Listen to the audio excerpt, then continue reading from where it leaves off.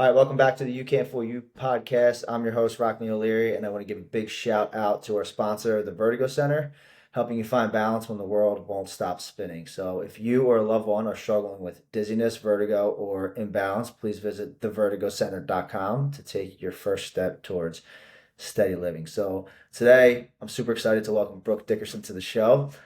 Brooke is a talented beach volleyball player, and Brooke made her mark on the game competing at both the University of Alabama and Florida State.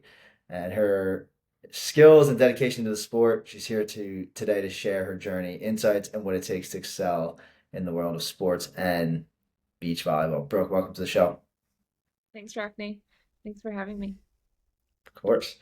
So I want to start. This is my favorite question to ask people. Um, who is Brooke Dickerson?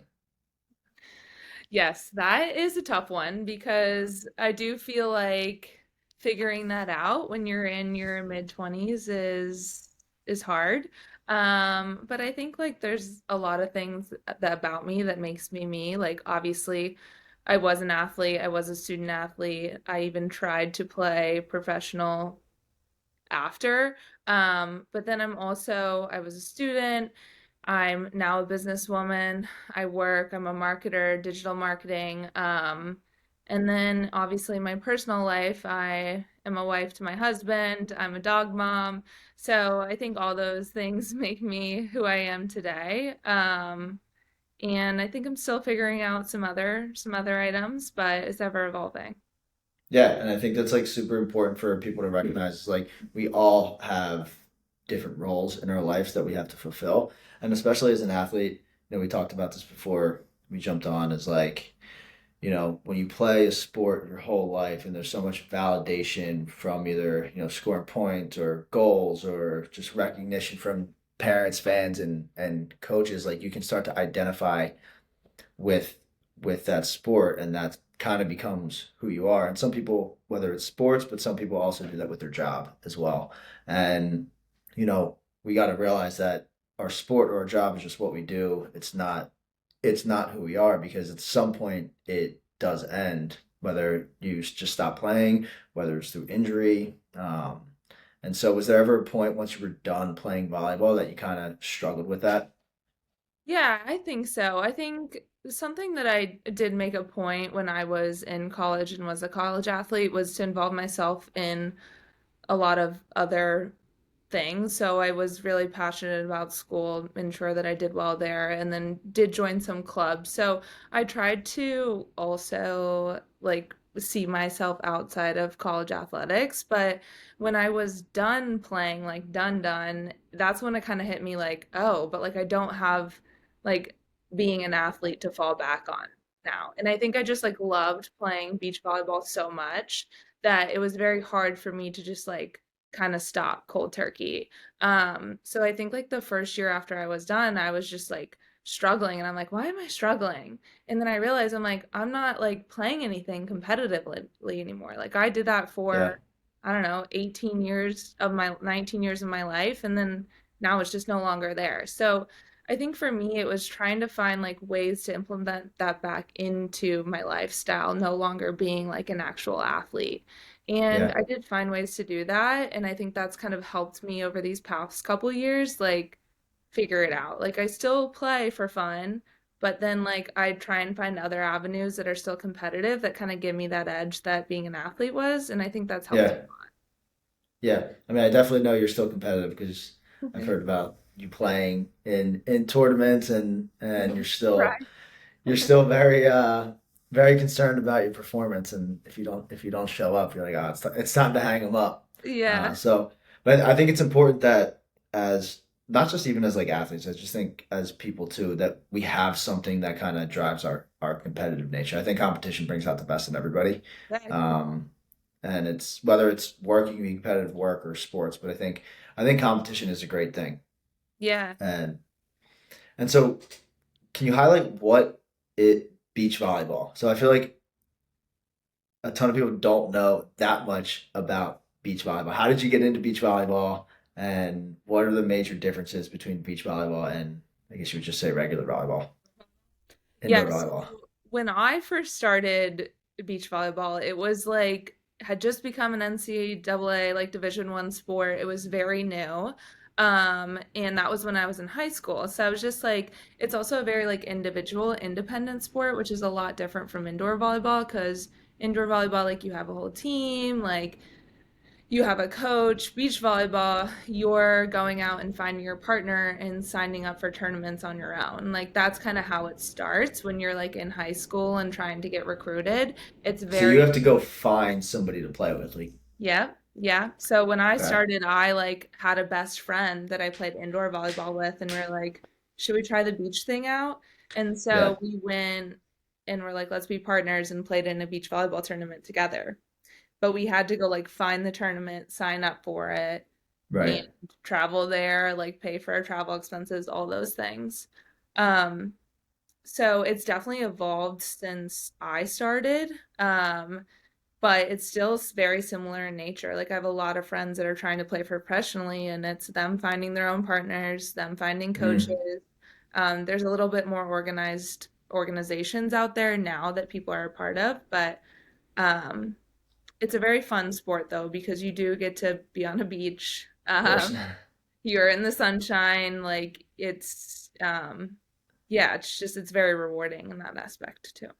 Yeah, and I would imagine like the popularity of it kind of depends on your location too. Like Yeah, in the greater Philadelphia area, it's not like not you as can just go popular. out and play beach volleyball. But down south or in the West Coast, I imagine it's a lot more popular. Yeah, so I'm from Florida, so I was very lucky to where I was from. Like we could travel to many different beaches and play.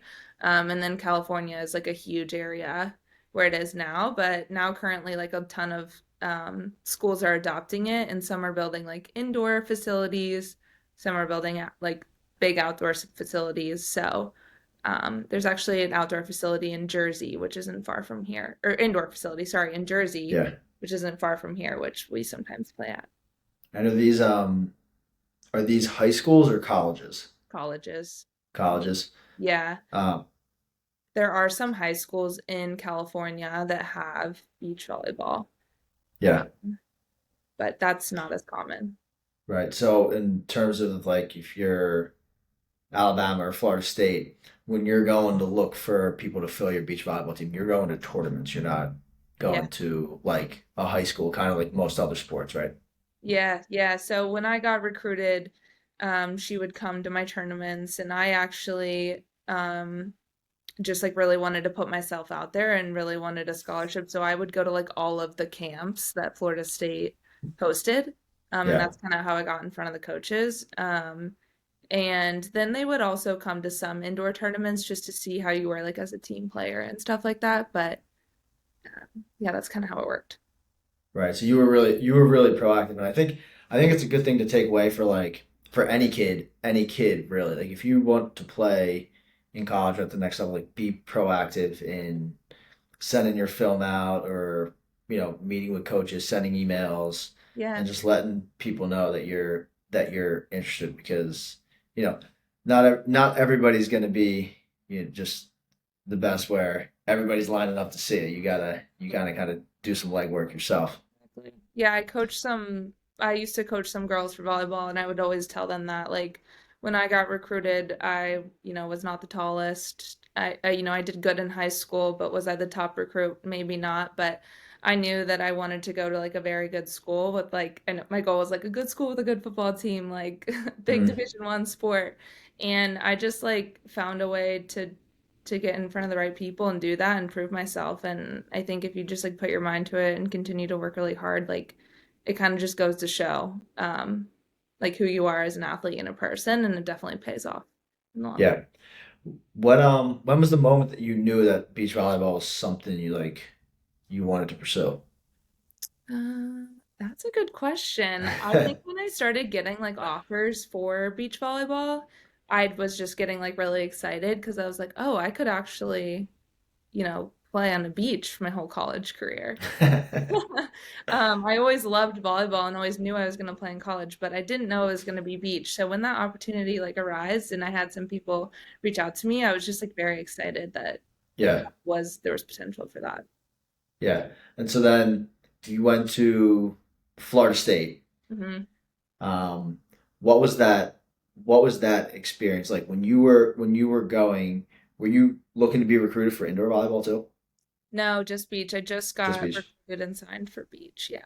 There. Okay. Yeah. Okay. And so you step on campus at Florida State. What's that experience like? Yeah, I honestly like those were some of the best years of my life, and I feel like that sounds really cliche, but I just like loved everything about the school. I loved everything about the program. Like I loved all of my teammates. It was just like a very like warm, homey feeling when I got there, and people were there to work hard, and they were also there to enjoy. So I think just everything from the athletic facilities to our coaches just like really made it like a great fit for me. And yeah, it was just truly like such a great experience. Yeah. And then you ended up going to Alabama, right? Yeah, yeah. And so then why did you go to Alabama and what was it like when you stepped on campus at Alabama? There. Yeah. Yeah. So the cool thing about volleyball is beach volleyball and indoor volleyball are considered different sports. So I was able to play 4 years of my eligibility of beach volleyball at Florida State, and then I had a fifth year to use of eligibility of indoor volleyball.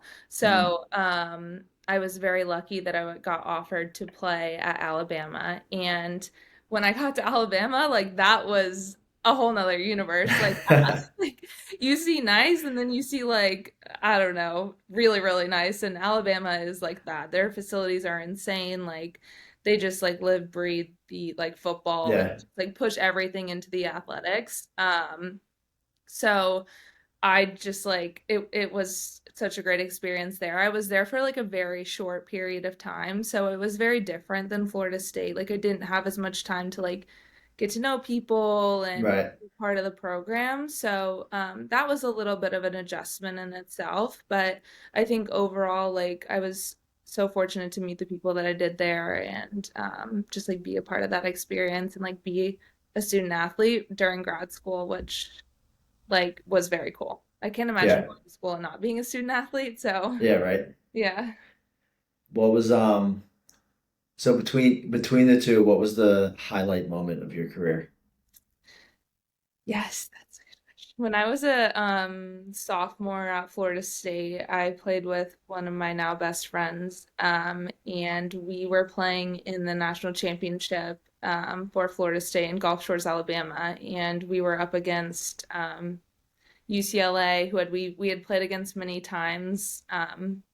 Previously in the year and Mhm. had lost and we were down like 11-14 in the third game and came back and won 15 13 maybe, I don't know, wait, maybe more than that, I don't know, we came back and won the game and it was like everyone Yeah. rushed to the court and it was just like such a surreal feeling. It was like an upset, so I think like I always think back to that moment. um Yeah. yeah, it was just very cool, very special. Yeah. That's a good answer. You're a national champion. No, well, that wasn't for the actual national championship. It was Uh, for like the game to get into it, but it was still really cool. and then did you win the game after? Oh, well, we won our personal game, but the team did not. So we were runners up, which is still pretty cool. Okay, so people who don't know, and I Yeah. certainly don't know the details. Yeah. You won, but the team didn't win. So how is a beach volleyball game structured? Yeah, so you have five teams of two pairs. So 10 people are competing, two on a court at a time. And so your five teams are playing another team's five teams. So Florida State is playing UCLA. And Mm, how they rank the teams is like they have one through five. So they have pair one, which is supposed to be the best, pair two, pair yeah, three, pair four, pair five, and then you play the other teams respective pairs. And then you have to win three out of the five match like games in order to win the match. So gotcha. you personally could win your game, Right, and maybe four other pairs lose, and then you lose the match. Um, gotcha. so that was like an interesting thing being an athlete where you're like very high winning and then you can't celebrate maybe because you didn't win as a team. So Right, independent, but also very team oriented sport, um, which is different than a lot of other sports out there. right. So how did you deal with that? how did you deal with that? Because I feel like that could be challenging. Say Yeah. um you're really good, but overall the team is not very good.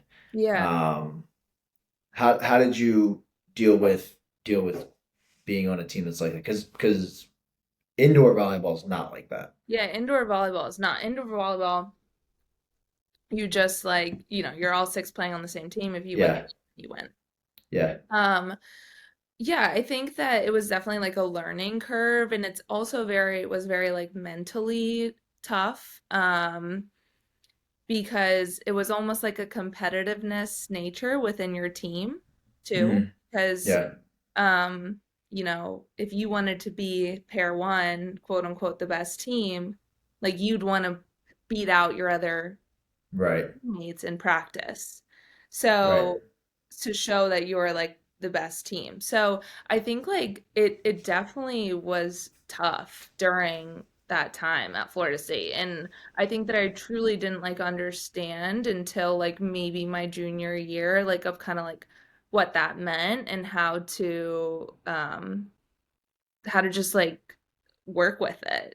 mm, And it's like very high highs when you win and then very low lows like when you don't win as a team. But I think ultimately like you just have to remember that like you're all coming together and like there's one greater goal that we had to achieve, and that's kind of like what I guess everyone just like said in their minds, and then yeah. I don't know. Did you find a lot of times that people would say that, but then they wouldn't actually, their actions wouldn't Yeah. match up with it?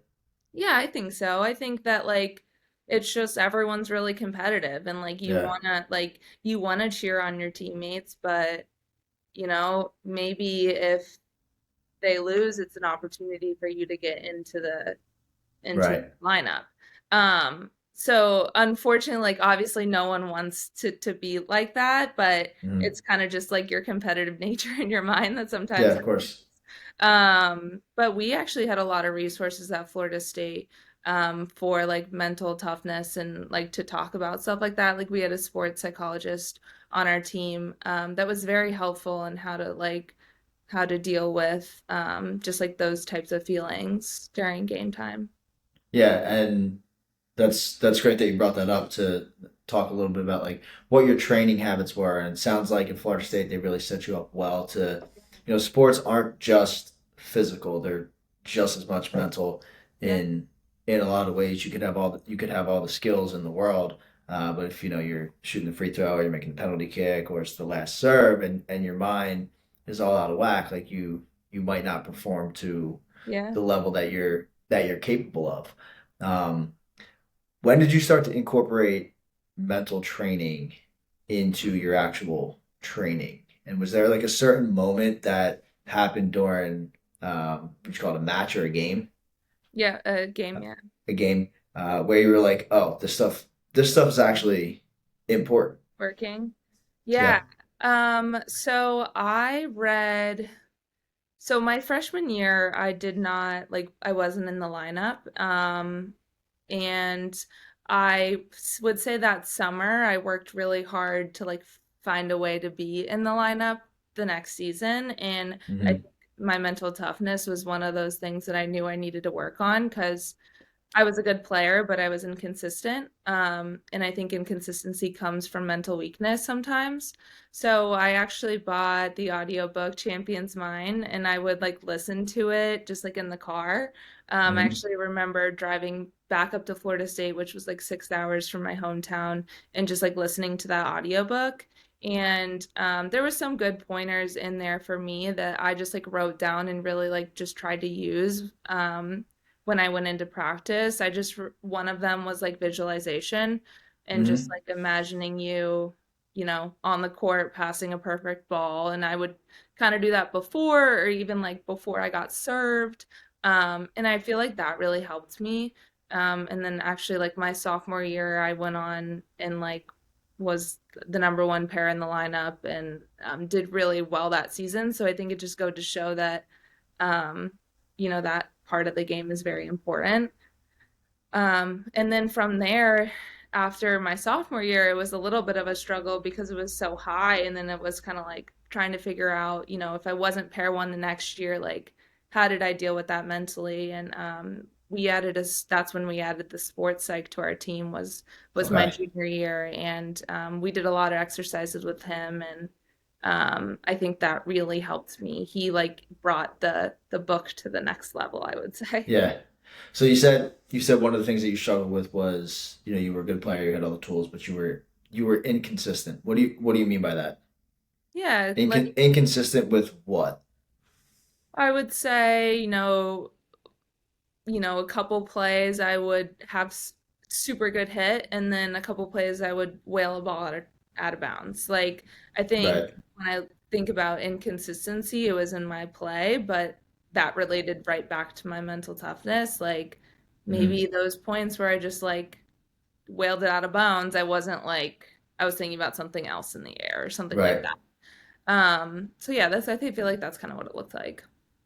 Right. Because volleyball is kind of like tennis, right? Like you Similar, hit yeah. it, and then once the play's dead, you start a serve, and there's a lot of time to stop and think between Yeah. between each serve, and if it was good or if it was bad, like you could be telling yourself a whole bunch of different things. So really dialing in your focus, just like focus on one serve at a Yeah. time, Yeah. is is really is really important. Yeah, and something else with that I found is like if you had one bad play, like not letting that affect the next plays. And I think that what you see that with a lot of beach volleyball players. Like maybe they do have one bad play and then Yeah. the next three or four plays after that are also bad, and then the score has changed. So something else Right. that I did was like that actually the sports site guy and the book taught me was like, okay, if you have one bad play, like pick up a handful of sand and just like throw it away. And that's you like throwing Mm. away the bad Hmm. play. And I think that helped me a lot too. I remember Yeah. doing a lot. Yeah. So I remember we were training together. You told me about this book, and so I actually bought the book and was reading it, and I did highlight a couple things in here. And one thing that really stood out to me is, I'm a huge journaler, right? I love journaling because I think self talk is really important. Um, and I think one of the best ways to improve your self talk is to journal and then go back and reflect on it. And in the book, the guy says self talk, feed the good wolf, and the story goes, a grandfather explains to his warrior grandson that there are two wolves within each of us. One wolf is positive and beneficial, while the other wolf is negative and destructive. These two wolves fight for control over us. The grandson is curious and asks, which wolf will win? The grandfather replies, the one you feed. And so I love that because, you know, your thoughts then become your beliefs, and your beliefs then become who you are. So if you're always feeding yourself negative self talk after, whether it's a bad serve or an error or something, right? Then that's how you're going to show up. You're lost already. The same thing I truly believe goes for if you tell yourself you're too good, that I am too good for this. I don't need to do that. I made all this. I made all that. That could also, I think, you know, have have a negative effect.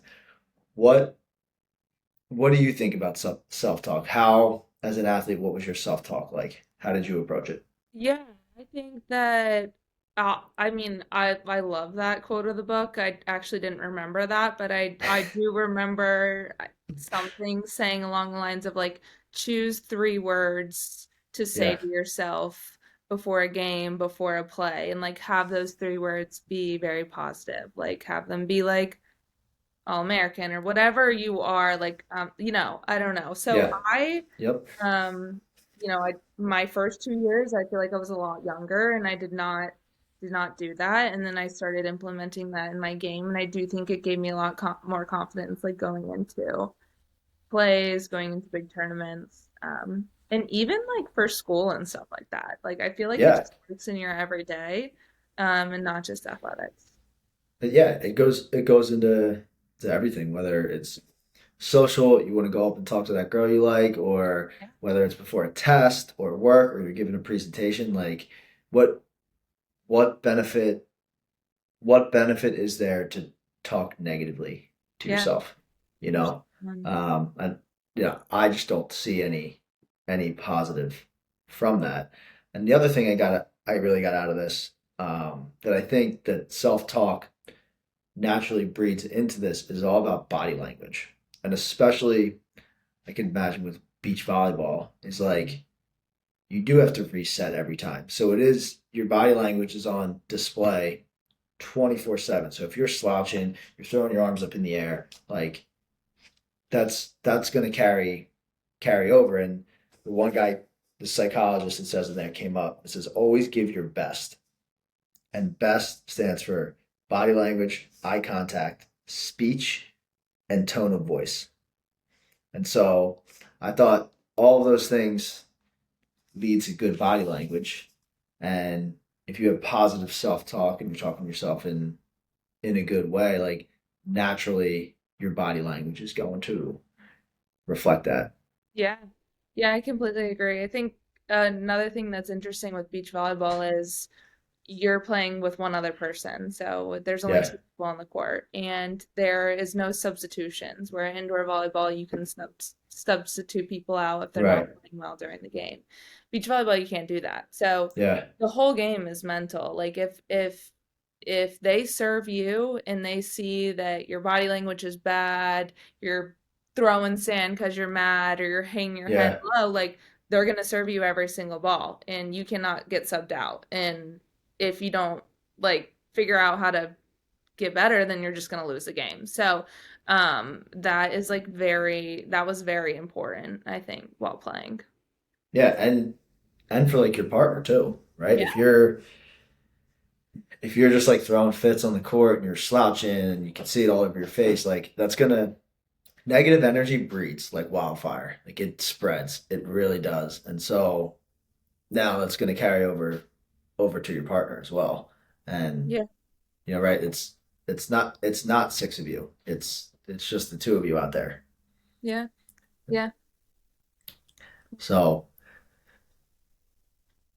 now that we're talking it through, beach volleyball has you got mentally strong. I mean, like I said, I don't know beach volleyball too well, but the mental game of beach volleyball, like similar to like tennis too. It's like the mental game of that is so important. And so then let's transition a little bit into the physical training Mhm. of it. I mean, tennis is a physically demanding game. With beach volleyball, you're on the sand. It's Yeah. I can imagine like how long would a beach volleyball game last? Probably like so how it's structured is you have tournaments and the tournaments can be like 2 to 3 matches in a game. Okay. Or sorry, in a day, which is like a match is considered like Florida State playing USC or Florida State playing UCLA. And within those matches you're playing like 2 to 3 games. So Okay. like a whole game could last like probably an hour. So you play 2 sets to 21, and then if you split, you play a third to 15.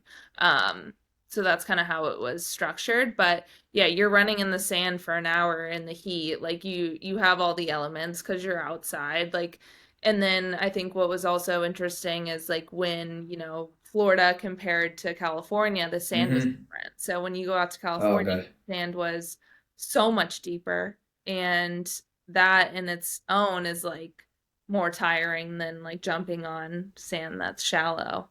Right. So it was definitely like very physically demanding. We had like a great strength coach that put us through a lot of conditioning, a lot of speed work, Mm-hmm. to just ensure that we were could like last the full game to our full like at our full potential. Yeah. So what? Walk me through like just like a workout that you guys One would day go a through, week. if you remember. Oh, I do, yeah, because I still try and like do them sometimes. I'm like, I'm not that much in shape anymore. Um, Yeah, so I can't remember our exact like strength training schedule, but strength training we would do for an hour a couple times a week. We would always have conditioning sessions in the indoor, like in a Mhm. indoor turf field, and that would be anything from like 200s to 100s with where really short amount of rests in between. Hmm. And they would always have us trying to reach a certain like amount of time to get it under.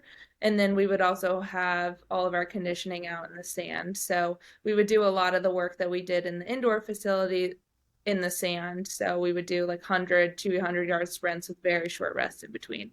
And Hmm. then obviously practice was just very demanding physically in itself because Yeah. you're just running in the sand doing the drills and stuff like that. Yeah. How important was strength training for you guys? Yeah, I mean, it's like huge. I mean, just Yeah. jump training, just having that good, base was so important. We did like a lot of, we used a system called Gym Aware, and I think they've progressed it since I've been in college, but it tested our speed of the bar. So when we Mm. were doing squats, they would see how fast we were moving the weight because beach volleyball and indoor volleyball is a very explosive sport. So it's all about like Yeah. getting off the ground quickly. So we tested a lot of that. We did a lot of like Olympic lifts, a lot of jump training. Um, yeah, our strength coach, Coach Tosh, she was the best, a little call out, but she just like did implemented all of that in our training, and it was just, I think it helped immensely. Yeah. I mean, and you gotta think about like the differences in what the demands of the sport are. Like regular volleyball, it's a hard court. So, you can hit the court and you bounce right up. There's like an elasticity component to it where when you're jumping on the sand, the sand just dissipates all of that force going Yeah, down. And yeah, so, you know, it's a lot easier to jump when you have the hard court than it yeah. is with the sand. It's so funny when I transitioned to from beach to indoor. I remember doing a lesson with one of our assistant coaches, Alabama, and he's like, "You look like you're like running through sand. Like you look like weird. Like why are you running Yeah. like that?" Because I was literally like picking up my feet, which you don't need to do that on the indoor court. Um, Nope. and I think like also though, what I, do give credit a lot to indoor volleyball, which you don't realize is just like reaction time because everything's a It's lot faster. quicker. So Yeah. you have to be able to like react to a ball a lot faster than you do like on the beach court. So Yeah. definitely have their differences. And it was so interesting to go back and forth between the two. And it like made me appreciate both sports.